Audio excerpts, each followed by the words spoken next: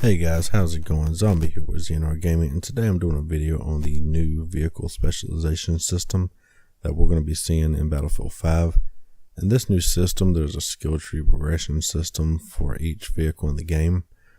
Rather as an aircraft or land vehicle, we'll see this system for each one. DICE recently released an article detailing the workings of this new system and demonstrating an example with one of the most iconic and recognizable tanks in World War II, the Panzer. As many know, Battlefield games are loaded with a wide variety of vehicles, each one with its pros and cons. Whether it is a truck built for speed, getting you from one objective to another quickly with a mounted machine gun to clear enemies, or a tank that's slow moving but able to tear through a building or cause lots of damage at distances with its cannon. Maybe even an aircraft designed to rain destruction from above or go head to head in aerial combat. Each vehicle is unique to its own playstyle. In Battlefield 5, we will be able to customize the performance of these vehicles with the help of vehicle specializations. If you're wondering what vehicle specializations are, here's the definition in DICE's own words. So, what are vehicle specializations? Unlockable by playing the game and by spending the in-game currency company coin earned from doing so. There are perks which tailor to the defense and offense capabilities of your vehicle. Help yourself and your team by unlocking these utility gadgets as you progress and invest in your company's vehicle. With the help of the specialization tree, you will be able to prepare your vehicle for any tactical situations you think that you might get into. Whether you think you will be fighting tank versus tank, for example, and charging into an objective with the vehicle making infantry your primary worry. It is important to remember that even though each specialization you unlock has the ability to improve the performance of the vehicle, it will not improve all aspects of it at the same time. To choose smoke grenades on a tank means that you will sacrifice the ability to prevent sticky dynamite from being placed on the vehicle, where you can use a shrapnel round to handle infantry at close range, helping to clear out objective points for allies, but you will do so at the expense of not being able to choose armor-piercing rounds to do more damage to enemy vehicles. Each choice has to be thought out beforehand. Also, it is worth noting that armored skirts for tanks will be making a return from Battlefield 3. If you remember these, they were sheets of metal that were equipped and were visible on the side of the tank. These skirts protected the tracks on the tank, lowering the amount of outside damage from each attack, from enemy attacks. Now to look at the actual example that DICE gives us for the Panzer IV medium tank, I'll read all the perks one by one.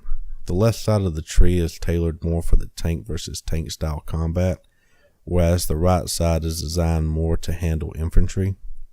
Once all specializations have been unlocked, the player can go back and change selections on the tree, allowing for change in tactics. First, starting on the left, we have the smoke launchers. Fits multi-barreled smoke grenades launched to the sides of the turret. Allow the driver to launch smoke grenades in the direction of the turret, providing a dense smoke screen that obscures vision. Replaces the default smoke grenades. Next, as mentioned before, we have the armored skirts. Attached metal plates to the side of the hull for increased track protection, making tracks less vulnerable to incoming fire. Next, for attack, we have the PaK 40 L43. Replaces the default tank gun with a long-barreled PaK 40 cannon. It improves the muzzle velocity for increased range and a flatter shell trajectory, reducing the rate of fire slightly. And last, on the left side, we have the armor-piercing round, a limited quantity shell that has increased damage and penetration versus armored vehicles or armored targets.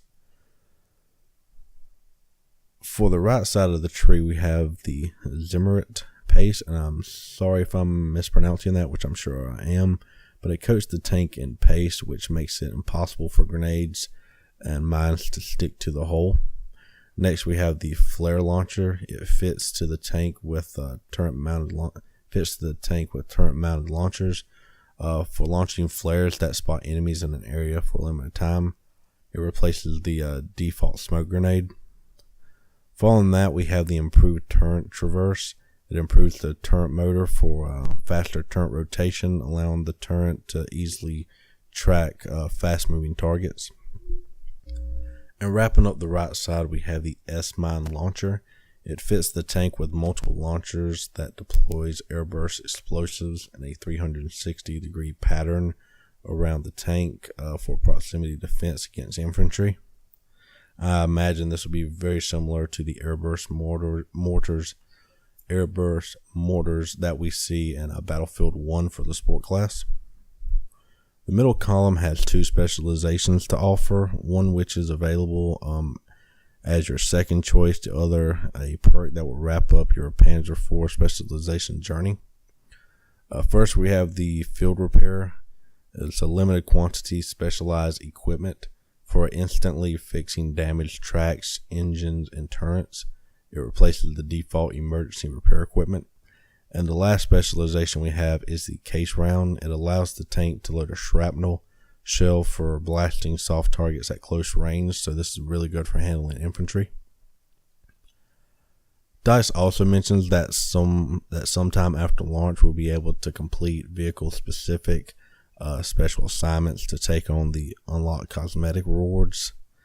Although we do not have the tree for each vehicle yet, looking at the one for the Panzer, you have the possibility of creating a tank with 12 different combinations of specializations. I'm unaware if the vehicle will keep its specialization set up once the player gets out. I would hope that the vehicle would keep their configurations once they were spawned. This would give the ability for squads to create multiple vehicle variants to match any situation during a battle. If the squad leader has a tank built to handle infantry but doesn't want to drive the tank, he can spawn the tank that he created to let others take over, given the opportunity to match each situation accordingly. It is important to note that these changes in the tree cannot be customized during battles.